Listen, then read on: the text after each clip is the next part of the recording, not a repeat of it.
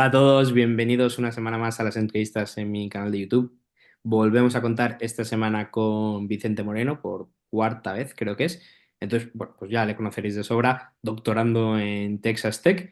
Y le he invitado esta semana para que nos hable del último premio Nobel, que han dado un premio Nobel a Acemoglu, Robinson y Johnson por su trabajo en economía institucional, en el estudio de las instituciones. Entonces, Vicente, la primera pregunta. ¿Qué es esto de la economía institucional? Bueno, gracias Edu por la invitación. Siempre es un placer y un gusto estar por aquí y siempre tenemos conversaciones muy buenas. Bueno, la economía institucional es, digamos que podría diferenciarse o podríamos irnos atrás en el tiempo hasta lo que fue lo que se considera los primeros institucionalistas, que eran, digamos, los primos hermanos de los historicistas alemanes. Y entonces en este caso estaríamos hablando de, por ejemplo, de manera más famosa, Veblen, por ejemplo, ¿no? Sería un primer institucionalista americano que fueron los primeros, digamos, en enfatizar de manera un poco más exhaustiva, bueno, más exhaustiva, digamos, o simplemente pusieron más énfasis en lo que era el rol, estudiar economía desde lo que era el rol de las instituciones. Si bien es verdad que eso no es algo que no existiera en economía previamente, porque, por ejemplo, las instituciones son fundamentales en Menger y Menger es previo, o en Adam Smith y ellos son autores previos a Veblen, pero sin embargo Veblen ponía mucho énfasis en las instituciones, ¿no? Pues, por ejemplo, cuál era el rol del gobierno, qué pasaba cuando teníamos determinadas estructuras de mercado, por ejemplo, monopolio, oligopolio, el rol de la élite en la economía y todo eso. Entonces, pues bueno, eso sería el institucionalismo clásico primero de siglo XX. ¿Qué es lo que ocurre? Que luego, a medida que avanza el tiempo, pues sabemos que en la historia de la economía tiende a una formalización matemática y pues todo se enfoca muchísimo más en darle sustento matemático a la economía, de manera que se nos olvida un poco qué es eso de las instituciones y todo eso, y nos enfocamos demasiado en pruebas matemáticas y demostraciones. Hasta que llegan los años, diría yo, que otra vez ya mitad del siglo, avanzado ya la segunda mitad del siglo XX, pero yo creo que de manera más predominante en quizá los 80 90 que surgen unos economistas que eran neoclásicos, o sea, tenían esa formación neoclásica, pero que también habían leído mucho a los clásicos, pues yo qué sé, Adam Smith o algunos otros, ¿no? Que eran contemporáneos, incluso alumnos de Hayek y demás. Y entonces, pues, empezaron a escribir sobre el papel de las instituciones en la economía desde un punto de vista neoclásico. O sea, eran economistas que ya estaban formados en lo que era la visión neoclásica y dijeron, oye, la economía se ha olvidado un poco del rol de las instituciones, vamos a usar este entrenamiento que nosotros tenemos, que es matemático, que es neoclásico, y vamos a estudiar cuál es el rol desde este punto de vista de las instituciones en la economía. Entonces, pues surgió lo que se llamó el neoinstitucionalismo, que era esta mezcla de economía neoclásica con la idea de estudiar las instituciones y cuáles son las consecuencias de tener determinadas instituciones en una economía. De ahí vienen economistas como Ronald Coase, de ahí vienen economistas como, no sé, creo que se puede llegar a considerar todo lo que fue la parte de Price Theory de em, Alchian, Ann Armen, Allen, perdón. Luego Ujú, creo que también creo que se puede considerar el primer premio Nobel, así que digamos por instituciones, Douglas North, ujú, ujú, Harold Demsetz. Toda esta gente dijeron, vale, vamos a estudiar cómo afectan las instituciones, cómo definimos las normas, las reglas del juego en la economía, cómo afecta esa definición de las reglas del juego en los resultados económicos. Entonces, pues ahí tenemos varios premios Nobel que surgieron. También, por ejemplo, se podría encuadrar ahí, creo yo, Buchanan. ujú, Am, entonces, pues fue esa idea de volver a estudiar otra vez desde la escuela neoclásica, desde la teoría neoclásica, desde el mainstream, volver a incorporar en el mainstream el rol de las instituciones sociales en la economía. Y eso empezó con estos economistas y fue, pues, permeando dentro de la economía y se acabó incorporando efectivamente en el mainstream y economistas más recientes o contemporáneos, como estos que están aquí, especialmente Daron Acemoglu, pues empezaron a incorporar las instituciones o hicieron de las instituciones su programa de investigación. ujú. Y especialmente su libro famoso Why Nations Fail, pues digamos que movilizó a muchísima gente a volver a darle otra vez importancia a las instituciones en economía y a seguir estudiando pues ramas o avivaron ramas como fue por ejemplo la economía política. Entonces, pues esta gente, digamos que Daron Acemoglu, los Nobeles fueron continuadores de esta rama del neoinstitucionalismo y digamos que motivaron a mucha gente con su investigación y con su obra a adentrarse en esta rama y a estudiar las instituciones. Uno de los nombres cuando has mencionado a los ganadores de premio Nobel, que echo de menos, y bueno, a ver tu opinión si es que no se encuadraría aquí o qué, es Ostrom, Eleanor Ostrom, en teoría Sí. dentro de la economía institucional, eh, aunque bueno, algunos la criticaban porque se supone que hacía más ciencia política que economía, pero bueno, ¿cuál es tu opinión ahí? Completamente. Mira, fíjate, ahora mismo tengo delante un special issue que ha sacado el Journal of Institutional Economics, que precisamente continúa con esta rama. Ujú, El editor es más bien institucionalista, digamos, de la rama antigua, pero en general el Journal of Institutional Economics es básicamente un journal de neoinstitucionalismo.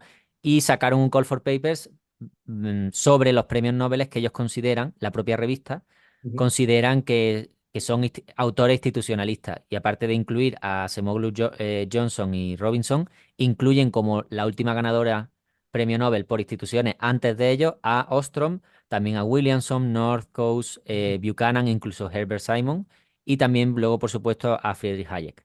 Entonces, pues, si los propios institucionalistas de la revista de Journal of Institutional Economics consideran que Ostrom es institucionalista o en este caso neoinstitucionalista, pues evidentemente yo también la considero así. Además de que es cierto, porque fíjate una cosa, ella introdujo la importancia de las instituciones con un enfoque un poco más, digamos, de campo o que otros teóricos, digamos, otros economistas, pero al fin y al cabo ella estaba explicando cómo cómo la variación institucional afecta a los resultados económicos en un campo como es, por ejemplo, los recursos naturales, cuando hablaba de la tragedia de los comunes y todo eso.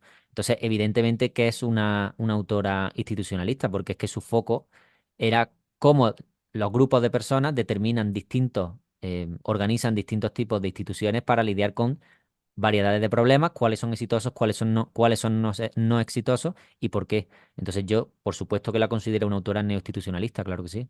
ujú. ¿Cuál ha sido la gran aportación de Acemoglu? ¿Por qué se merece el premio cuando ya se ha hablado tanto y estudiado tanto las instituciones? Pues mira, yo creo, es una muy buena pregunta. El paper más famoso que tiene es sobre, digamos, cuál sería el impacto en el crecimiento económico, el impacto en el largo plazo sobre el crecimiento económico de la variación institucional, ¿no? Entonces, el paper más famoso que tienen estos tres autores es sobre cómo las instituciones que se establecieron en América, tanto lo que sería la parte de Hispanoamérica como la parte anglosajona, cómo las instituciones que se determinaron siglos atrás acabaron determinando lo que sería el resultado económico o el crecimiento económico en el largo plazo de las naciones actuales, Ujú, como son pues las naciones, Estados Unidos básicamente, e incluso Inglaterra también, comparado con el resto de naciones donde llegaron, digamos, los españoles. Entonces, pues su trabajo es básicamente eso, estudiar los efectos a largo plazo de imponer o traer determinadas instituciones y sobre todo la variación, las diferencias entre instituciones que se imponen en un sitio y en otro y cómo eso acaba manifestándose en diferencias en crecimiento económico a lo largo del tiempo. Ese es el paper más famoso. En sí misma no es una contribución importante, o sea, en el contenido. ¿Por qué? Porque de hecho hay una polémica y es que un alumno de Acemoglu, que se llama David Alboy de apellido, en 2012 o por ahí, o 2008, publicó un paper donde demostraba que los datos que usaban en ese artículo estaban equivocados y que, por ejemplo, porque en ese artículo lo que hacen es que básicamente ellos diferencian entre instituciones extractivas e instituciones inclusivas. Las ujú, instituciones inclusivas son aquellas que permiten a nivel político incorporar a mayor diversidad de gente para que puedan participar y entonces pues eso ellos teorizan que repercute positivamente en el crecimiento económico en el largo plazo. Las extractivas son básicamente, no nos importa crear ni desarrollar esta zona, digamos, que acabamos de descubrir, lo único que nos importa es llegar a sacar el oro o los recursos naturales y nos vamos. ¿No? Entonces, pues eso acaba afectando el crecimiento económico en que no se desarrolla nada allí, no se desarrollan buenas instituciones, no se desarrollan buenas prácticas, buena cultura o incluso infraestructura. De manera que no hay crecimiento económico en el largo plazo. Esa es la diferencia entre instituciones inclusivas y extractivas. Entonces ellos dijeron, ¿cómo medimos que en Latinoamérica hubo o en Hispanoamérica hubo instituciones extractivas y en el otro lado instituciones inclusivas? Pues nosotros vamos a medir la tasa de mortalidad de los que llegaron allí, de los colonos. Entonces, si descubrimos que la tasa de mortalidad, por ejemplo, de los colonos es más larga en las colonias británicas en este caso, intuiríamos que esa gente quería quedarse allí más rato, que no tuvieron conflictos y que le interesaba quedarse allí para poder desarrollarse económicamente y no tanto como llegar, sacar los recursos e irse. Ujú, Entonces ellos asociaron una mayor tasa de mortalidad entre los colonos con una menor tasa de mortalidad entre los colonos como instituciones inclusivas y una mayor tasa de mortalidad como instituciones extractivas. Y de esa manera usaron eso como instrumento en la regresión para determinar si efectivamente la variación institucional entre extractiva e inclusiva determinaba el crecimiento económico en el largo plazo. Claro, en su momento era una muy buena idea, estamos hablando que eso creo que fue en el año 2000 o 2002 por ahí. Entonces, pues incluso todavía el método de variables instrumentales no tenía los problemas que hoy día sabemos que tiene. Entonces, pues bueno, se tomó como un buen paper de decir, oye, importa, porque en ese momento había un gran debate entre el crecimiento económico viene determinado por factores geográficos, por ejemplo, o viene determinado por factores institucionales. Y ellos demostraron que eran factores institucionales. Por eso la importancia de ese paper en ese momento.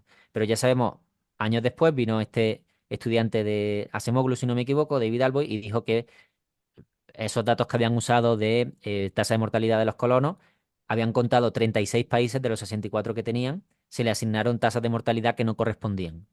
Y había otra serie de problemas y confusión con los datos que básicamente con esas correcciones que hacía este discípulo o este estudiante de Acemoglu sobre los datos, descubrieron que que los resultados que obtenían en ese paper seminal no replicaban, no ujú. se sostenían, no eran robustos. Entonces, claro, eso generó un importante revuelo. De hecho, se dice, esto ya es rumor, pero se dice que a raíz de eso, bueno, Acemoglu y tal contestaron en otro paper, pero se dice que a raíz de eso, pues un poco Acemoglu intentó hacerle la vida imposible a nivel profesional a este estudiante suyo, David Alboy, que quedó un poco como, o sea, intentaron practicarle un poco de ostracismo, básicamente. Pero eso es un poco rumor, ahí queda la cosa. Bueno, Pero vamos, la cuestión es que salió un paper después desmintiendo los resultados de ese paper, con lo que hoy sabemos que ese paper realmente está prácticamente, o sea, no es correcto, no está bien, no sirve en términos de contenido, pero en su momento fue importante, digamos, desde este punto de vista de la sociología de la investigación, de sí. la sociología de la ciencia. Fue un paper que motivó a otra mucha gente a investigar las instituciones como raíz del crecimiento económico y de la prosperidad. Por eso es Entonces, importante este paper. Dime, sí. no, no, sí, sí, solo por saber No si digo que entiendo. por eso básicamente por eso es importante este paper. Eso es lo Sí, único sí, que quería decir. sí, por saber si he entendido bien el paper, lo que dicen es, donde hay más mortalidad, significa que los colonos se quedaban menos o se quedaban más, porque Donde hay más mortalidad, la tasa de mortalidad de los colonos, sí, de sí, los que llegaban, de los que se establecían allí. Claro, porque se asume que tenían igual menos conflictos, o sea que se esforzaban más en crear instituciones que fomentaran la paz y no el conflicto con los nativos para poder comerciar con ellos, para poder cooperar con ellos, con vista a que eso se pudiera mantener en el largo plazo. No simplemente llegamos aquí, matamos a todo el mundo, sacamos los recursos y nos vamos. vale, vale, vale, vale, entiendo. Y luego otra Esa es la pregunta. idea. Ellos también, sí, en el libro y en otros papers, bueno, parece que eso, desestiman la hipótesis de la geografía, ¿no? Pero la geografía también puede tener bastante que ver a la hora de elegir en qué zonas se quedaban y en qué no, ¿no? Intuyo que en las zonas, bueno, pues más cómodas, ¿no? Con el clima más templado, donde mejor se estaba, las zonas más bonitas incluso, decían, ah, pues aquí sí que nos asentamos y que esperamos, pues, quedarnos aquí y establecer una colonia de por vida y generar estas instituciones inclusivas, o allá donde no les gustaba, donde no había nada que hacer, decían, no, no, no, llevamos todo lo que podemos, que aquí hace demasiado frío, hace demasiado calor y nos vamos rápidamente. O sea que la geografía también ahí sí que parecía que puede jugar cierto papel, ¿no? Claro, la geografía evidentemente es muy importante y de eso se ha visto mucho luego con investigaciones posteriores, con por ejemplo las economías de escalas que se generan cuando hay concentración industrial en clústeres y cosas así, ¿no? Entonces, pues, evidentemente eso fomenta el crecimiento porque se pueden aprovechar ese tipo de concentraciones empresariales a nivel espacial. O sea, que hay algún tipo de correlación espacial, por supuesto. Ellos Ujú, no niegan, esto es importante, ellos no niegan que la geografía no juega un papel fundamental, ujú, sino que las instituciones juegan un papel mucho más importante o el efecto institucional domina al efecto geográfico. Ese es básicamente su argumento. No es que lo nieguen, simplemente domina el efecto institucional al geográfico. Y de hecho, si no me equivoco, ellos empiezan su libro de Why Nations Fail hablando de una ciudad que se encuentra en la frontera entre México y Estados Unidos, como diciendo, misma geografía, misma gente, prácticamente todo igual, y sin embargo, una parte, digamos una ciudad dividida entre dos, una parte es mucho más rica que la otra. ujú. ¿A qué se debe esto? Si es prácticamente la misma geografía o incluso la misma gente, mismo clima, mismo todo, mismos recursos naturales. La única diferencia prácticamente es la variación institucional. O el caso de Corea del Sur y Corea del Norte. ¿Cuál es la diferencia? Institucional. Por tanto, ¿qué es lo que explica la mayor parte de la variación en términos de crecimiento económico y del nivel de ingreso o de renta entre países? Pues básicamente la variación institucional. Ese es su argumento, pero no quitan, por supuesto, no dicen que la geografía no juega un papel, eso no. Sí, sí lo reconocen, pero consideran que el efecto institucional es dominante. Totalmente. Después, has mencionado las instituciones inclusivas y extractivas, ¿no? Que gran parte de su trabajo se centra alrededor de estas dos. Pero ¿las puedes definir más concretamente? O sea, exactamente qué es una institución inclusiva o poner ejemplos o decir, vale, esto lo considerarían inclusivo, esto es extractivo, porque gran parte de su crítica, ¿no? Es que es difícil, son difíciles de definir y que es un poco un continuum, ¿no? Que hay un momento en el que en qué momento pasa de ser inclusiva a extractiva. Pues, si nos puedes Mm. ayudar un poco a entender mejor esta diferencia. Yo creo que no puedo ayudar a entender, a intentar entender la diferencia, entre otras cosas porque es lo que tú has dicho, que no está ni claro. O sea, el marco que ellos desarrollan al final es un marco de em, economía política, básicamente. Entonces, ellos se han inspirado mucho, ellos mismos lo han reconocido, en el trabajo de Douglas North y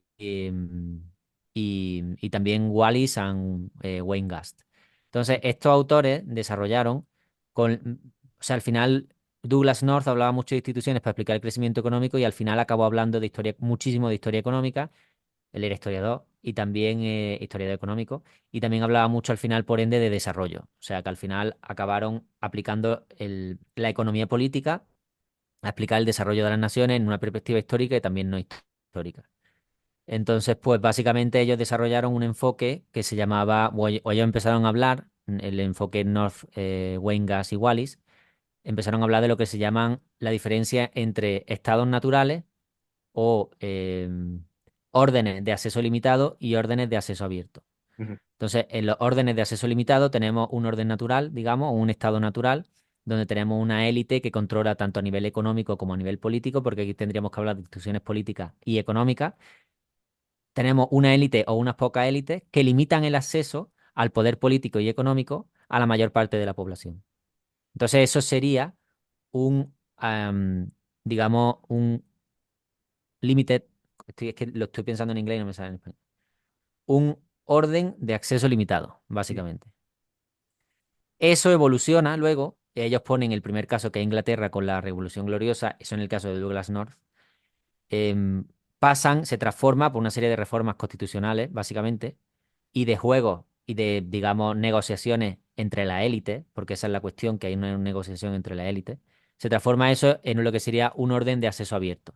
Y ujú, el orden de acceso abierto se caracteriza por, hay una serie de lo que ellos llaman doorstep conditions, básicamente, pero más bien eso se usa a nivel empírico para predecir qué es lo que va a ocurrir luego. Si se dan esas condiciones, podríamos hablar de un orden de acceso abierto o no. Pero en este caso, un orden de acceso abierto básicamente es que tanto a nivel político como económico, primero político, luego económico, se permite el acceso, la participación de una amplia, de mayor parte o de una amplia mayoría, no de una amplia mayoría necesariamente, pero más allá de las élites que compiten, ujú, digamos, por el poder.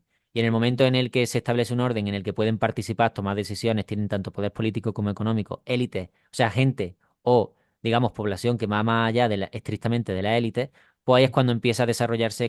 Ellos identifican que eso se asocia con mayor crecimiento económico a lo largo del tiempo. Entonces, básicamente, esa diferencia entre orden de acceso limitado y orden de acceso abierto es, es prácticamente lo que hicieron, o la misma categorización que hicieron luego Acemoglu, Johnson y Robinson, ujú. y ellos reconocen que se inspiraron muchísimo en ese marco. Lo que pasa es que ellos lo determinan, lo llaman instituciones inclusivas versus instituciones extractivas. Pero básicamente es la misma idea. Permitimos que gente más allá de la élite pueda adentrarse a tomar decisiones a nivel económico y político. Es decir, en el estado natural tenemos al rey, los nobles y poco más. Permitimos que otro tipo de gente, como puede ser en este caso lo que sería la burguesía, pueda entrar a tomar decisiones también o no, o seguimos manteniéndolo fuera. Pues aquellos que permitieron que entraran otra clase, digamos, por así decirlo, dentro de lo que eran las decisiones, que pudieran formar parte del Parlamento, que pudieran emitirse, yo que sé, patentes de corso para nuevas empresas, abrirse monopolios, o sea, que se deshacieran un poco los monopolios que estaban conferidos a determinadas empresas, pues eso pudo hacer que esos órdenes que eran más extractivos, podríamos decirlo, o en este caso eran limitados, se convertirán en abiertos y eso pues evidentemente aumenta la cooperación social y acaba aumentando el crecimiento económico en el largo plazo. Entonces la idea es prácticamente la misma, solo que en el contexto de lo que fueran las colonias. Es Ujú, decir, llegaron los colonos aquí a establecer un orden abierto o llegaron los colonos aquí a sacar todo lo que podían y alargarse. ujú, ujú, Y eso, pues, evidentemente, tiene consecuencias en el crecimiento económico. Pero básicamente es un poco la misma idea. Al final, lo que entendemos como extractivo es una élite que somete un poco a su población a explotarla lo máximo posible sin pensar tanto en cuál va a ser el crecimiento, la prosperidad en un futuro, sin esa visión de largo plazo, digamos un poco. Las ujú, inclusivas son aquellas que dicen la élite, oye, nos interesa más definir bien una institución, unos derechos de propiedad y extrayendo poco a poco y también garantizar a nosotros también nuestro, digamos, nuestro bienestar en el largo plazo, extrayendo más bien poco a poco que extrayendo todo o lo máximo posible ahora del tirón. También depende mucho del cómo esté distribuido el poder entre la élite en un momento determinado, porque eso es una cosa que sí tiene el modelo North Wallis and Weingast, que es que asumen que hay competición entre la élite, sin embargo, Acemoglu no. ujú. El modelo de Acemoglu, una de las principales diferencias que tiene, y creo que una de las debilidades que tiene con respecto al modelo de North Wallis and Weingast, es que asumen que la élite es homogénea y que no hay competencia entre ellas. Ujú, Entonces es más bien una competencia entre la élite y el resto, ujú. Bien. más que entre primero definir el poder entre la élite y luego cómo eso repercute al pueblo, digamos, ¿no? ¿Estás familiarizado con el trabajo de Bruce Bueno de Mesquita? No, pero he oído. Ah, creo que este es el hombre que tiene. No, este, el Prado de la Escosura, creo que es. El que básicamente tiene un índice de libertad económica para las colonias, histórico, básicamente. Creo que Eh, ese es Prado de la Escosura, no Bueno de Mezquita. sí, Pero he no, oído hablar de Bueno de Mezquita como autor, sí. Bueno de Mezquita. Bueno de Mezquita habla, bueno, tiene el libro más famoso es el del Manual del Dictador y también tiene el de The Logic of Political Action, que lo que habla es de, o sea, introduce el concepto del selectorado, ¿no? Y lo que dice que es que al final, dependiendo el selectorado es el grupo de personas, de ciudadanos a los que tienes que complacer para poder permanecer en el poder, ¿no? Y dependiendo del tamaño de tu selectorado, tienes un sistema Claro, político u otro. Si el selectorado es efectivamente. solo la junta militar, pues entonces estás en una dictadura militar o esto es una oligarquía, lo que sea. Si el selectorado son todos los ciudadanos a partir de 18 años, tal cual, esto es una democracia, o sea, que es el selectorado el que importa, ¿no? El que determina tu sistema de gobierno. Entonces, cuando estabas comentando esto, estaba pensando que un poco la distinción entre institución extractiva e inclusiva, eso es el tamaño del selectorado. Hay un momento, no sabemos cuál, pero hay un momento en el que pasas de inclusiva a extractiva según el tamaño de tu selectorado. Sí, sí, sí, literalmente así. Vamos, creo que concuerda bastante. Digamos que el tamaño del selectorado determina qué tipo de instituciones va a tener, sí.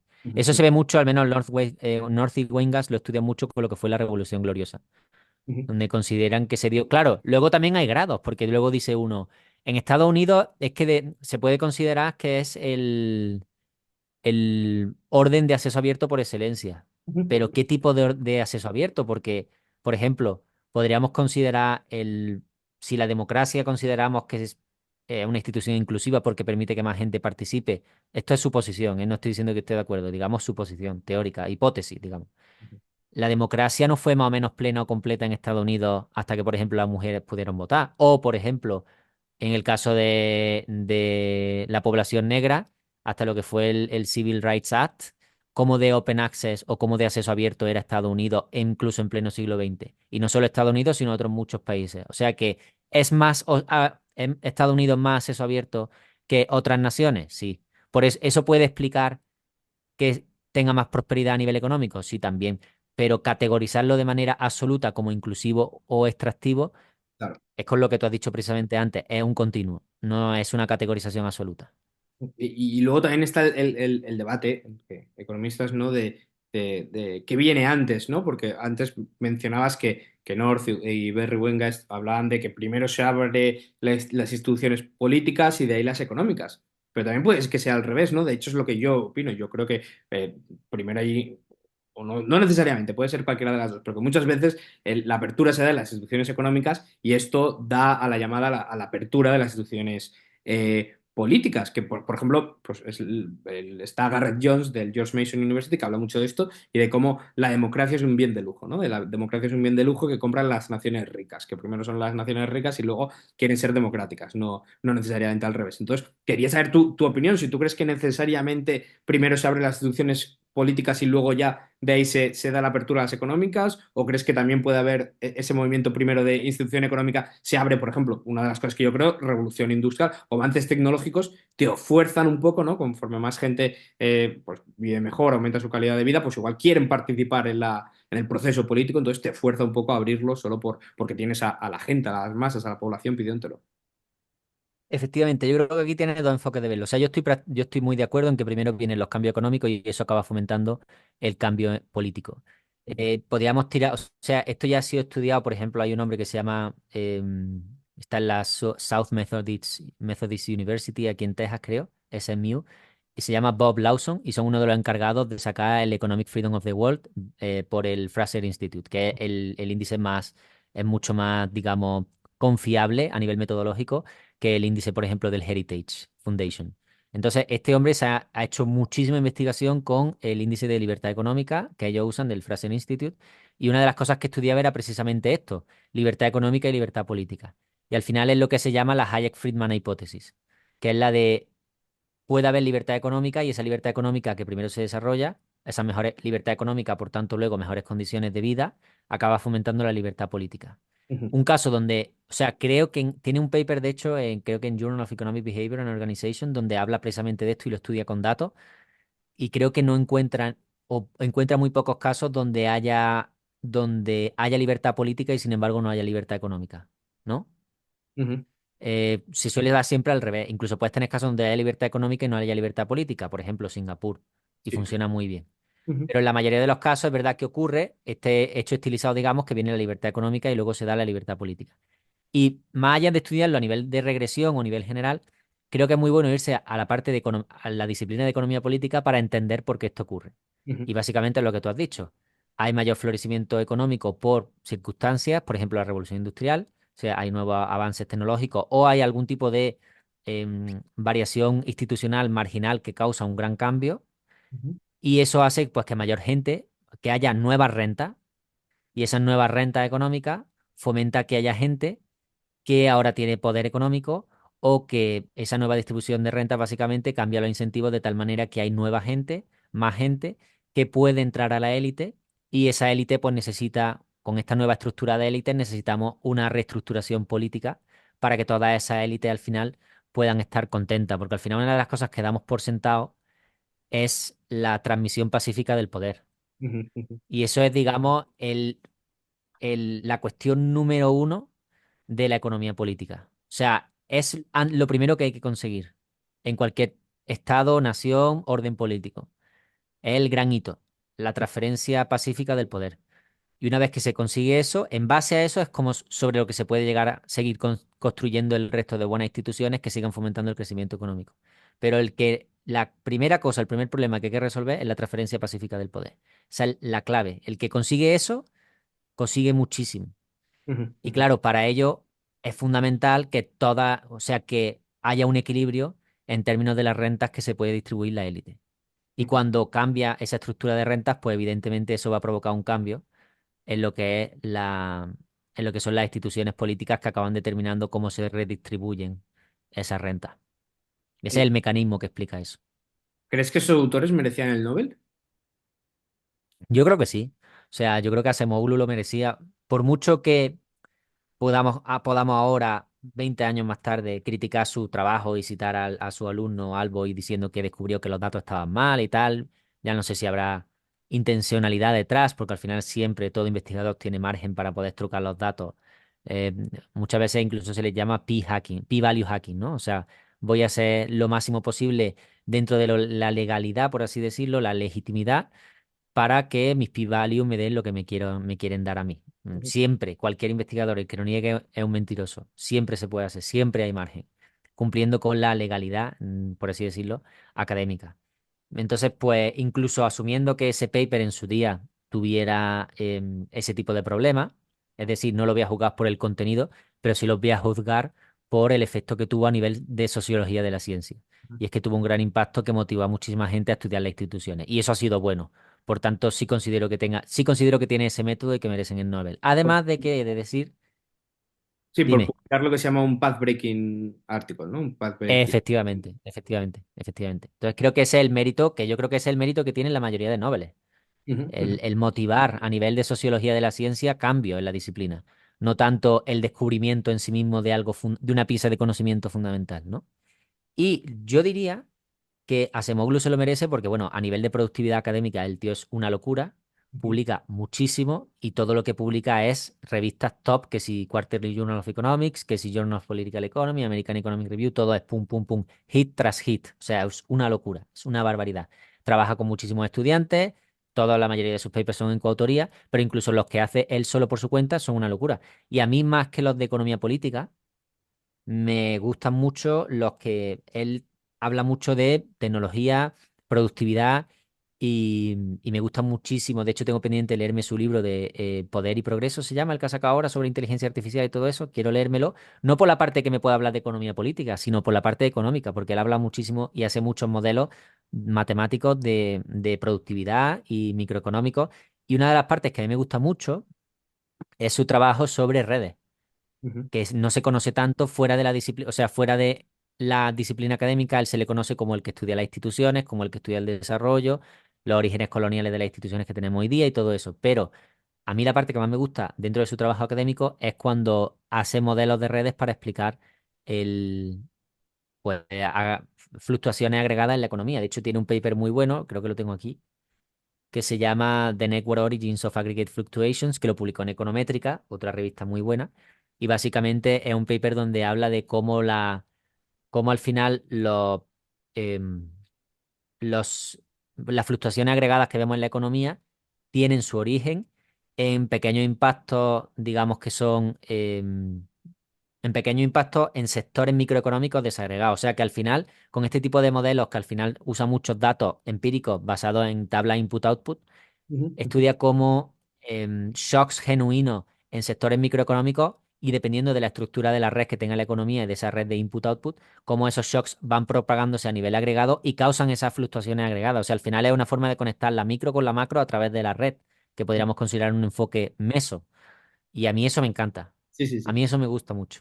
Y considero que el tío es muy bueno haciendo ese tipo de cosas. Ujú. Y sin embargo, no es tan conocido por eso, más allá de lo que es más afuera de lo que es la academia. Y crees, en Por cuanto, eso no le han dado el Nobel. claro, Por eso no le han dado el Nobel, por cierto. Bueno. sí, por eso que volviendo a su trabajo como institucionalista, ¿crees que incorpora lo aportado por los anteriores, sobre todo por los que ya han Oh, ganado el... sí, Sí. ¿Te vale la sí. pena leerte o sea, si lees a Acemoglu, incorpora ya a North, incorpora ya a Ostrom, incorpora a Hayek, o hay algo que digas, mira, pues esto de Hayek, creo que Acemoglu todavía debería aprenderlo, todavía debería leerlo? Yo creo que recientemente, bueno, hace un año o así, tampoco tan reciente, pero hubo una especie de, o sea, creo que Acemoglu comentó algo sobre, no sé si era Camino de Servidumbre en Twitter o era el paper de The Use of Knowledge in Society, Ujú. de la idea del conocimiento tácito que tenía Hayek y demás. Y creo que él como que lo criticaba y llegó Bitki y le clarificó unas cuantas cosas como Sí, diciendo, sí, sí. hey, no ha entendido bien a Hayek, Esto fue hace tiempo, hace entiéndelo. Entonces años, creo que 2 años, pues fue bien. hace un año o hace 2 años así, pero diría que básicamente, o sea, yo me suscribiría a todo lo que le dijo Peter Bitki, que sí, me encanta, o sea, me encanta cuando veo que premios Nobel y gente importante hace una apreciación por el trabajo de algún tipo de algún austriaco, es que me gusta mucho, pero siempre nunca terminan de entender realmente cuál es digamos, esta perspectiva del conocimiento sobre los precios, Ujú, ¿no? ujú, Entonces, pues creo que eso es lo que le falta, diría que es lo que le falta a la mayoría de economistas mainstream. Este aporte tan importante que hace la escuela austriaca, y sobre todo cuando estamos estudiando instituciones, que es como la economía son incentivos e información. ujú. O sea, al final, toda institución va a tener repercusión en términos de incentivos y de información. Entonces yo creo que es muy importante ese tipo de, que muchas veces yo creo que lo tienen en mente y lo consideran los economistas mainstream, pero creo que tal y como lo cuentan los austríacos, en este caso Hayek, creo que hacemos un énfasis especial en la información, sobre todo más allá de los incentivos. Y creo que eso es lo que le falta igual a Acemoglu y a otros muchos economistas mainstream cuando hablan de instituciones. Y alguien que ya se haya leído a Acemoglu y puede que incluso haya leído a North y quiera profundizar un poco más, ¿qué otros autores recomiendas? Más allá de North y Acemoglu. Sí. Buena pregunta. Para concretamente institucionalismo, Sí. pues muy buena pregunta, la verdad que ahora mismo me dejas pensativo. A ver, te podría decir autores recientes, todo lo que viene siendo básicamente el mundillo americano-austriaco de la George Mason. Ujú, ujú, Prácticamente cualquier autor que haya publicado una revista decente va a ser un buen paper. Te podría decir gente que ya trabaja en eso desde la George Mason University, pero gente que conozco de primera mano que suele hacer este tipo de estudios y además con métodos rigurosos, pues no sé, profesores míos como Kevin Grier, Jamie Pavlik, Ben Powell hace parte, pero también sobre todo Andrew Young estudia mucho la parte de constituciones y su efecto, lo que sería Constitutional Political Economy, y también economía política en general. Alex Salter también, de hecho publicaron recientemente un libro que se llama The Medieval Constitution of Liberty, donde estudian básicamente el origen de las instituciones liberales que se desarrollaron en Europa, el origen medieval de esas instituciones. Y desde mi punto de vista, voy a decir algún pelín polémico, es un libro mucho mejor que, por ejemplo, el libro de Democracy, de God That Failed, de Hoppe. ujú, ujú, Creo que es un tratamiento muchísimo mejor de lo que fue lo que es la historia política o la historia institucional a nivel político del medievo y cómo eso condicionó luego el desarrollo de instituciones liberales en la edad moderna, digamos, en Europa. Entonces recomendaría cualquier tipo, porque al final es que eso, o sea, Acemoglu, North, toda esta gente, de hecho, mi profesor Kevin Grier fue discípulo de North. Entonces, todo ese, todo ese trabajo o ese enfoque que han hecho North, Acemoglu, etcétera, todo eso ha ido permeando en la disciplina. Y ujú, prácticamente hoy muchos austríacos dicen, es que la escuela austríaca tiene que volver a ser mainstream, es que estamos fuera del mainstream, es que el mainstream tienen que incorporar esto. Y critican artículos de 1950.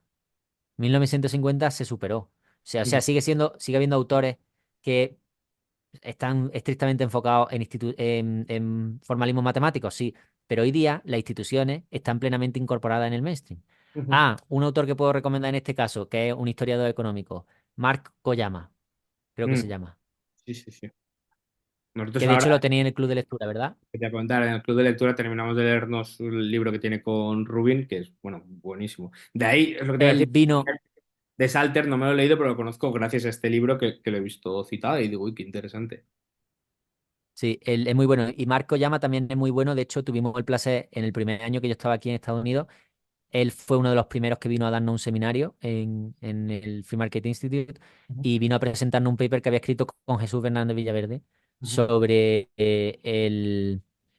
la hipótesis del surgimiento de los estados basado en la idea de la fragmentación geográfica. ujú, ujú, ujú. Entonces es un tío que es muy bueno en su tratamiento de la historia económica y creo que se alinea mucho, evidentemente, con Paper, el enfoque de economía política. Dime. paper el cual, si lo tienes, te voy a pedir que me lo pases porque no lo encuentro por ningún lado, lo cita en el libro y no lo puedo encontrar. Digo, no sé qué hacer, porque me quiero leer el libro, o sea, me quiero leer el paper por Creo lo que lo publicaron recientemente en Journal of Political Economy.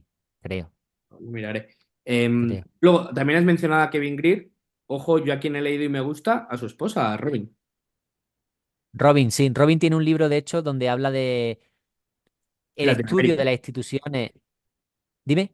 En Latinoamérica, ¿verdad? Bueno, no, en varios países. Sí, ella intenta explicar el desarrollo, o sea, ella hace como lo contrario a Acemoglu. No, no lo contrario, pero no, realmente más o menos la misma idea de decir cómo determina las instituciones en Inglaterra y en España, Ujú, en los propios países de origen, no las instituciones que llevaron a las colonias, digamos, sino en los propios países de origen, cómo determinó eso luego el tipo de instituciones que llevaron a los países, al nuevo mundo, y cómo condicionó eso el desarrollo económico de naciones como Estados Unidos y el resto de Hispanoamérica.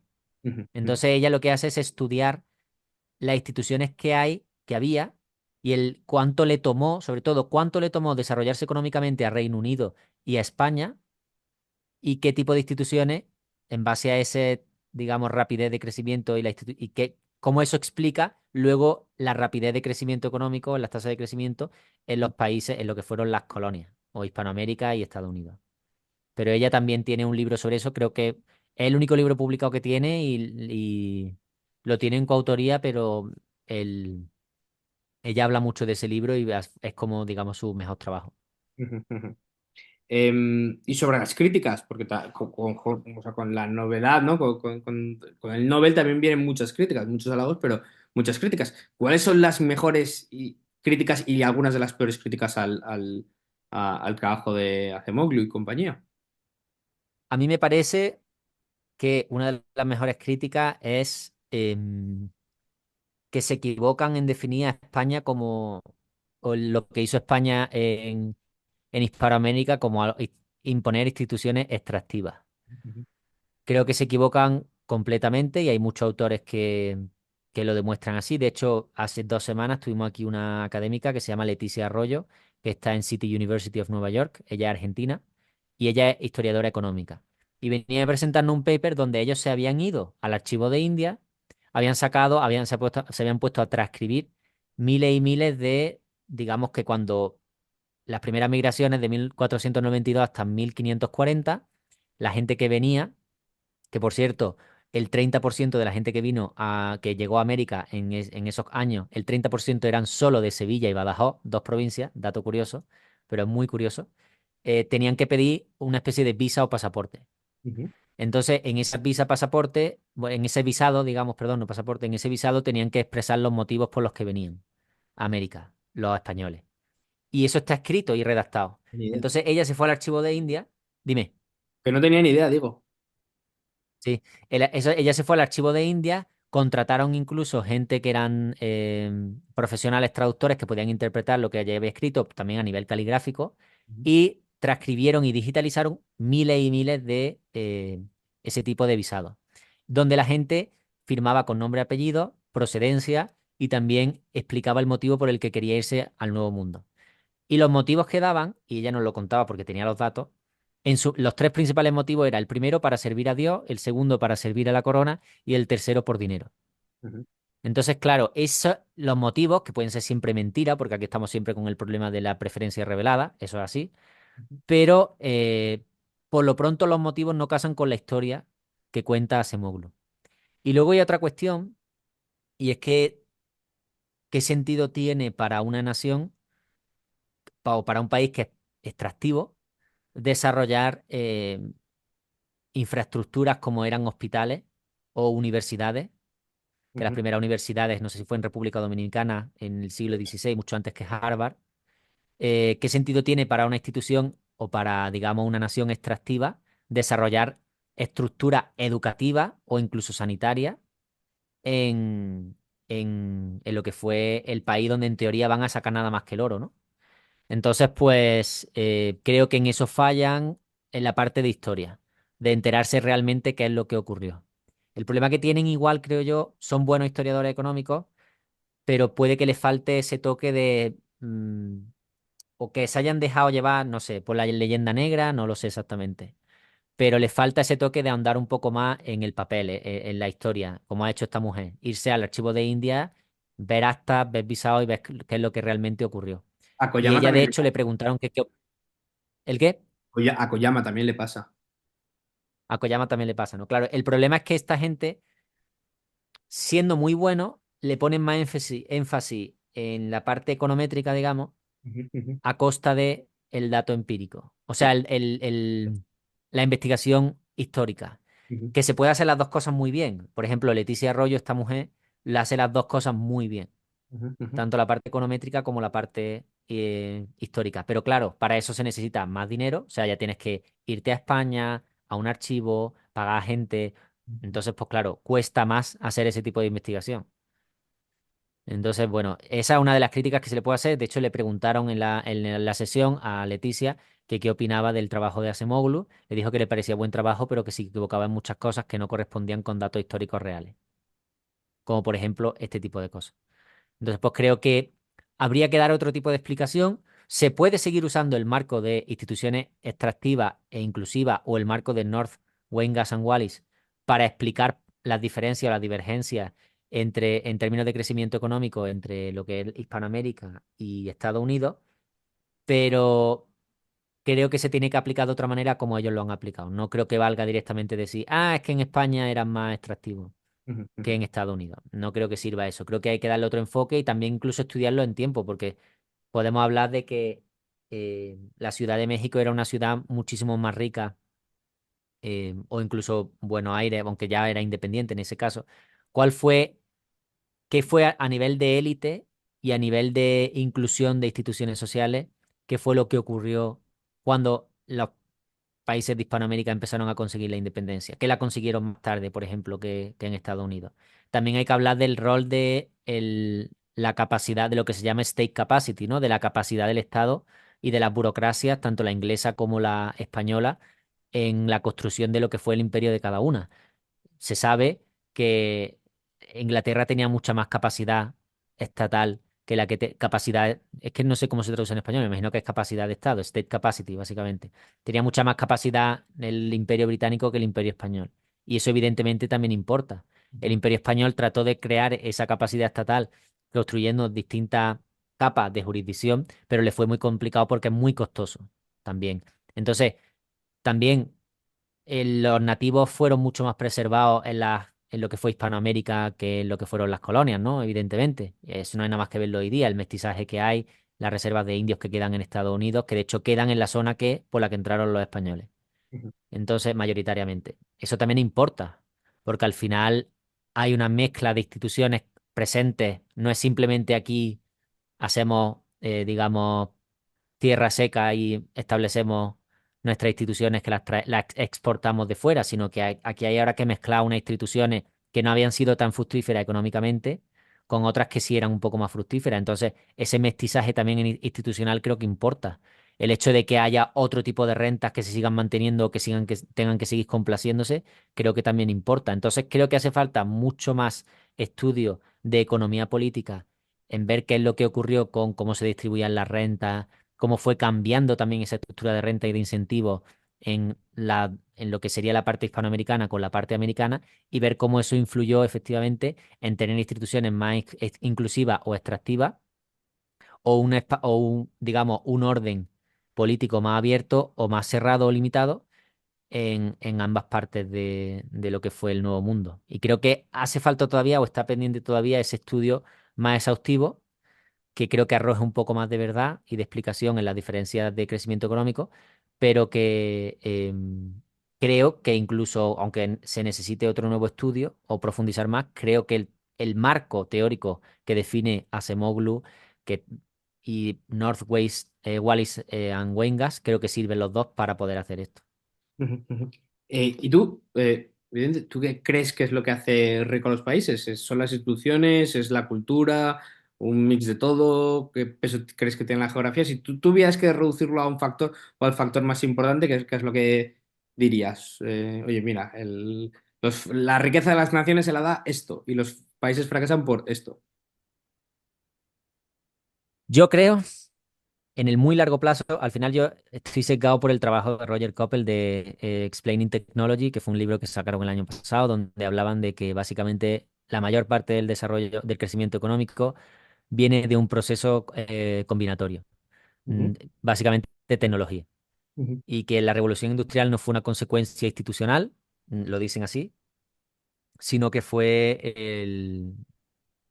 de alguna manera, no es por ser determinista, pero años y años y años y siglos y siglos y siglos de combinación de tecnologías, tenía que llegar a un punto en el que fuera, como consecuencia, tuviéramos una explosión en el número de combinaciones posibles, y eso acabó resultando en en una explosión tecnológica que trajo el crecimiento económico. ujú, Entonces, en el largo plazo, o sea, al final su teoría, ellos le llaman que es una teoría zoológica en el sentido de que puede explicar el desarrollo de la tecnología incluso en contextos no humanos, como fue el desarrollo de las primeras tecnologías por, yo qué sé, Australopithecus y cosas así, ¿no? Que ya tenían tecnología y no eran humanos, ¿no? ujú, Entonces, pues su teoría combinatorial sí puede explicar desde ese momento hasta lo que fue incluso la revolución industrial. Entonces, de alguna manera, su teoría parece como que en el muy largo plazo, incluso cuando hablamos de especies no humanas, consideramos que, o no Homo sapiens sapiens, ellos asumen que el crecimiento económico al final es una consecuencia de la mera combinación de nuevas tecnologías o nuevos bienes.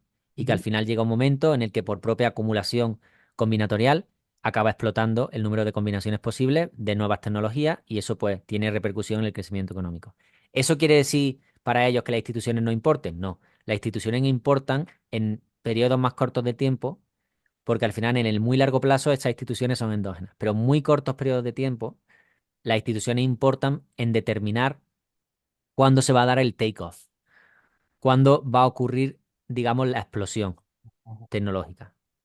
Entonces, para ellos, si bien el fenómeno o el mecanismo fundamental es combinatorios y se da en el largo plazo, y las instituciones no, la variación institucional no explica en el muy largo plazo ese proceso combinatorio y de explosión sobre todo, pero en periodos o en ventanas cortas de tiempo, el, la variación institucional sí determina qué países van a conseguir antes esa explosión. Y de hecho yo he hecho porque claro, cuando sacaron esta contribución que se basa en teoría evolutiva y de complejidad, muchos economistas dijeron, bueno, ¿y dónde está la teoría de precios en esta, cómo de económica es esta teoría? O sea, ¿dónde está la teoría de precios aquí? ¿Dónde está el rol de las instituciones aquí? ¿Dónde está todo esto? Entonces yo entendiendo, creo, de manera correcta lo que estos autores quieren decir, porque no niegan la importancia de la teoría económica ni de factores económicos como la institución o la teoría de precios, he escrito un artículo que sale el 1 de noviembre, si no me equivoco, en Cosmos y Taxis, donde hago una interpretación desde el punto de vista de las instituciones y de la función del empresario, digamos, Ujú. de lo que sería esta teoría del crecimiento combinatorial. Entonces, pues explico que, de hecho, hago una simulación. Dime. No, que tengo ganas de leerlo. Tanto el Ah, libro que mencionas de ah, Coppel como tu paper. hago una simulación donde ellos tienen, básicamente todo se define por lo que ellos llaman la teoría de las posibilidades adyacentes, que viene del biólogo Stuart Kaufman, y ellos la aplican para explicar el proceso combinatorial. Entonces la modifican con unos cuantos parámetros, pero básicamente uno de los parámetros que ellos toman en esa función en ese modelo fundamental de la teoría de las posibilidades adyacentes, uno de los parámetros es el parámetro P, que básicamente determina la probabilidad de que una combinación salga adelante o no. Ujú, ujú, Entonces, pues yo asumí, hablando incluso con el propio Roger Coppel, que ajustando los valores de esa P, podíamos determinar, es decir, la probabilidad de que una combinación sea exitosa o no, viene influida con las instituciones que tiene en un momento determinado o no. ujú, Entonces, ajustando los valores de P más alto, más bajo, en función de la probabilidad de que, digamos que tener buena institución aumenta la probabilidad de que una combinación sea exitosa. Lo hablé con él y estaba de acuerdo en que las instituciones podían ser introducidas en su modelo a través de variaciones en P. Pues yo hice eso, interpreté la P como variación institucional o como consecuencia en parte de la variación institucional y simulé efectivamente qué es lo que ocurría con el crecimiento exponencial cuando había variaciones, cuando teníamos distintos valores de P.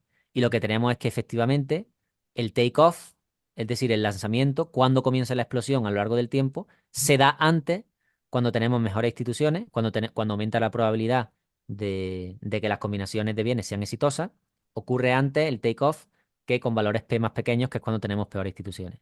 entiendo. Entonces creo que esta teoría, me voy con esta teoría, es decir, compro esta teoría, al menos por el momento Ujú, ujú. de que en el largo plazo el crecimiento viene explicado por este fenómeno combinatorial que básicamente es tecnológico, pero en periodos pequeños de tiempo la variación institucional es muy importante en determinar cuándo va a ocurrir esa explosión de crecimiento. El famoso hockey stick de Ujú. crecimiento, ¿no? El palo de hockey. Sí, sí, que otra, bueno, otra forma de verlo, o un prerequisito de esto, o algo que va muy ligado con ello, es la acumulación de capital, ¿no? Tanto de capital tangible como intangible, porque al final es ese capital intangible el que te enseña, ¿no? El que, bueno, por definición, el que te informa, ¿no? La información sobre cómo utilizar el capital tangible en un momento en el que generas esta nueva sinopsis, si así lo quieres ver, de decir, ah, pues mira, si junto estas dos cosas, o si hago esta combinación utilizando vuestra terminología, puedo utilizar este capital que tenía para otros procesos de producción, ser mucho más productivo, o sea que al final es también, va muy ligado a esto, ¿no? Tanto a la acumulación de capital tangible como intangible, que al final es el que te dice, o sea, Sí, oye, tienes que juntar estos dos, lo aprendes y ese conocimiento se va dispersando y pues va llegando a más gente y puedes tener este crecimiento. sí, así es. De hecho, ellos es verdad que introducen en su modelo básicamente lo que intentan suplir o lo que intentan explicar con su modelo, ellos intentan explicar la tecnología y dicen que la tecnología surge de este proceso recombinatorial Ujú, y lo que al final están intentando explicar es el residuo de Solow. O sea, en la típica función de crecimiento de Solow, pues tenemos capital trabajo y luego tenemos la A, que se explica como el residuo. Ujú, Pero ujú, fijaros que al final, si no me equivoco, el residuo explica 2/3 del crecimiento en el output, y se considera que es un residuo, es decir, que se determina una vez que se ha podido determinar el papel, la contribución que tiene el crecimiento económico, el capital y el trabajo. O sea, es solo capital y trabajo juntos explican 1/3. El residuo, que es lo que queda, lo que conseguimos restando lo que hemos estimado menos lo que en ujú, teoría no hemos estimado porque no sabemos cómo estimarlo, explica 2/3 del crecimiento. Entonces, como que con nuestro modelo no estamos explicando realmente, o sea, no estamos considerando algo que viene determinado ex post como algo que es simplemente un residuo y realmente está explicando 2/3 del crecimiento real. O sea, tenemos que explicar esa A. Es ujú, fundamental, es más importante que la K y la L. Entonces, pues ellos modelizan esa A como este crecimiento combinatorial que viene de antes, de teoría de Brian Arthur y también de teoría de Stuart Kaufman, como este modelo de la teoría de la posibilidad adyacente, ujú. Entiendo. que es esa ecuación que tiene. Ujú. Y ahí, bueno, no sé qué papel ligaría o si crees que tiene alguna relación o crees que se puede enlazar de alguna manera con el modelo endógeno de Romer, ¿no? De cómo se forma esta nueva información, de cuáles son los incentivos para generar esta nueva información, que al final, bueno, pues como explicabas, da esa combinación, te puede llegar a esa combinación que es la correcta.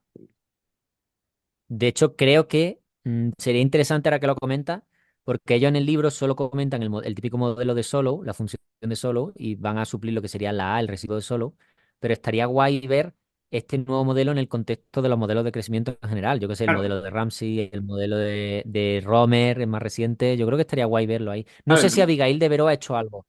No sé mm, si Abigail de Veró, ella es la que escribe el capítulo de crecimiento económico y la que hace simulaciones para ver cómo, digamos, cómo cuadra la histórica con la que ellos pueden simular con su modelo. Pero no sé si ella está ya escribiendo algo de poner el modelo suyo de crecimiento económico o cómo introducir ese residuo de solo en otros modelos de crecimiento como el de Romer y la cosas así. literatura más Si no se ha actual. hecho todavía, si no se ha hecho todavía, desde luego una muy buena oportunidad de investigación. No, yo lo que estaba pensando, digo, bueno, a ver, compararte con Solo, vale, pero es que el modelo de Solo está sobrepasado, o sea, es un poco la Ya, crítica que ya. os hago a los tacos de no, es que comentáis y literalmente artículos de los 50 vale, pero es que ahora mismo apenas está desfasado ya, o sea, lo que está de moda y con sentido, ¿no? Lo que tiene sentido, lo que se estudia ahora son los modelos endógenos y a mí, por ejemplo, el de Romer es el que más me convence, me gusta mucho, tengo algún artículo donde lo menciono y tal, para explicar esto, porque sí, o sea, la historia es un poco la misma, ¿no? Se forma este capital intangible, este conocimiento, y esto es el que al final pues, te va permitiendo el crecimiento secular, el crecimiento sostenible a largo plazo, porque te explica, pues, adjuntándolo a tu teoría, te explica cuál es la combinación correcta del capital tangible para poder crecer. Y bueno, poder ser más productivo, porque al final, bueno, pues son todos procesos microeconómicos donde cada uno quiere ser más productivo, quiere crecer y con eso pues tienes el crecimiento macro. Em, Sí. Bueno, Vicente, como al final de las entrevistas siempre hay dos preguntas, pero yo más que libros, hoy lo que te quiero preguntar son cagajos de Acemoglu. ¿Qué lecturas de Acemoglu nos recomiendas? Pues voy a recomendar la primera, que es la más famosa, que ya lo he Ujú, dicho antes, que se llama The Colonial Origins of Comparative Development, que es ujú, el paper que publicaron en el... A ver si está aquí. No, 2001, que fue básicamente el paper más citado. Tú te metes en el perfil de Google Scholar de Acemoglu y es el primer paper que sale. Lo segundo que sale es Why Nations Fail. Si os queréis leer Why Nations Fail, perfecto, pero al final el trabajo de Why Nations Fail es, digamos, una recopilación o una extensión de todo el trabajo hecho previo en artículos científicos. ujú, Entonces, pues si queréis hablar, si queréis ver, leer, también viene muy bien a la audiencia austríaca por ver cómo se hace un modelo con, cómo se escribe un paper con artículos, con eh, datos empíricos y regresiones econométricas, cómo se usa una variable instrumental y sobre todo un paper que está publicado, aunque sea antiguo, ya no se hacen los papers así, ese es un poco el caveat que yo digo, pero está publicado en American Economic Review, pues recomiendo que vayan a ver por qué a este hombre se le ha dado un Nobel. A estos tres hombres se le ha dado un Nobel, pues básicamente por este paper, básicamente. Y luego recomendaría la parte de redes que tiene Acemoglu, que me gusta mucho, y aquí voy a recomendar dos papers, que son uno, publicado en Econométrica, The Network Origins of Aggregate Fluctuations, donde básicamente habla de cómo las fluctuaciones agregadas macroeconómicas tienen su raíz en, digamos, shocks microeconómicos y en función de la estructura de la red en la economía se propagan de una manera o de otra. Y el otro paper creo que lo publicó en 2020, no sé si también en una buena tipo econométrico o así, pero básicamente habla de un modelo de red para explicar el riesgo financiero a nivel sistémico. Entonces creo que muy guay, me mola mucho este enfoque de red. De hecho, quiero empezar a hacer cositas y tengo citado en algunos de sus trabajos, por ejemplo, el Network Origins of Aggregate Fluctuations lo tengo citado en algún artículo. Y me gusta mucho y me gustaría seguir ahondando por ahí, por ese lado de estudiar la economía desde el punto de vista de las redes, usando datos. Yo no sabía, o sea, muchas veces yo pensaba, ¿cómo puedo estudiar la economía con red? O sea, al final, ¿dónde están los datos? Tengo que usar microdatos, tengo que inferirlos de algún modo. Por ejemplo, el Atlas de Complejidad Económica crea una red que se llama el Product Space en base a lo que ellos consideran la relación que hay en términos de capacidades de producción de las exportaciones que hacen los países y de las importaciones. Pero ahí ya tienes que hacer tú muchas suposiciones. Está muy condicionado por la metodología con la que tú construyes la red. Pero sin embargo, ellos, que yo no habría caído en eso, ellos son más inteligentes, evidentemente, y por eso lo hacen. Usar tablas input-output, que muchas veces han sido muy criticadas. De hecho, los austriacos yo creo que le pueden tener manía a las tablas de input-output porque se desarrollaron por Leontief como forma de intentar planificar la economía, pero tienen una utilidad muy buena a nivel de investigación ahora mismo, que es usarla como manera de construir una red microeconómica de una economía. Con problemas de limitación de datos, sí, porque se publican cada 5 años, porque no hay tanta desagregación a nivel de datos, pero bueno, algo es algo. Ujú, Tenemos una aproximación. Y creo que es una aproximación mucho más buena que inferirlo en base a una metodología que tú acabas condicionando. ujú, Entonces creo que es, digamos, una especie de programa de investigación o área de investigación que se abre y me parece muy interesante que lo haga, en este caso, Acemoglu, y creo que su trabajo puede ser muy inspirador para muchos, en mi caso al menos lo es. y si pudieras hablar con un economista institucional y decirle algo, decirle, oye, mira, tener una conversación y decirle, oye, que esto te lo has dejado, esto se te ha olvidado, tanto actual como del pasado, con Hayek, con Coase, con North, con quien sea, con Acemoglu y compañía, con alguien decirle, oye, mira, te falta esto, en esto no lo has pensado. ¿Con quién sería y qué le dirías? Que es algo obvio que alguno se ha dejado de lado. Buah, no obvio, pero a mí me gustaría mucho. Esto ya será por sentimiento patriótico, pero me encantaría que Acemoglu, Johnson y Robinson mm, se enteraran mejor de la película con respecto al tema de el papel de España en Hispanoamérica y qué es lo que ocurrió realmente allí. O sea, eso es lo que me gustaría llegar y decir, oye, mira, te has tragado la leyenda negra entera. Tampoco estemos diciendo que no sé realmente porque yo tampoco soy un experto en esto, pero no hay gente que sí lo es en el caso de Leticia y cuenta que la anécdota histórica y la evidencia histórica que tenemos no concuerda con la historia que cuentan. Entonces, ser mucho más exhaustivo en ese campo, yendo a archivos históricos y a documentos históricos que verifiquen realmente lo que ocurrió allí, cosa que muchas veces ellos no terminan de hacer bien. Entonces sería lo único que les diría que hicieran, como, venga, ponle la guinda del pastel. O sea, ha hecho ya un muy buen trabajo, pero sé mucho más exhaustivo por el lado histórico. Ujú. Perfecto, Vicente. Pues nada, muchas gracias por tu tiempo. Y también perdón, también se lo diría a North, porque North en sus libros, el primero que empieza haciendo este tipo de comparaciones entre lo buena que fue Inglaterra y lo mala que fue España a nivel institucional fue North, y Ujú, lo tiene en sus libros. ujú, ujú, Entonces creo que también, yo creo que eso también acabó condicionando a Acemoglu y el resto de autores. Pero bueno, eso es lo único que diría. O sea que se lo diría a estos tres autores y también se lo diría a North. me parece. Entonces, si a la gente le ha gustado lo que ha escuchado y quiere escucharte más, leerte, seguirte, ¿dónde puede hacerlo? Pues, aunque no lo hago mucho, pero en Twitter tengo mi cuenta, @barra baja Vicente Moreno. Ujú, Y recientemente me abrí una cuenta de Instagram y TikTok donde publico cosas que no tienen tanto que ver con la academia ni economía tal cual. Son más bien cosas muy básicas de finanzas y de inversión. Y me pueden seguir ahí también. En Instagram es @soy Vicente Moreno y el mismo en TikTok, @soy Vicente Moreno, y son cosas más divulgativas. Creo que la mayoría de gente que sigue este canal ya sabe de eso, ujú. pero por si les interesa, pues ahí lo dejo. Genial, genial. Pues nada, Vicente, muchas gracias por tu tiempo y espero que vuelvas pronto al canal. Muchas gracias, Edu. Encantado cuando quieras. Adiós.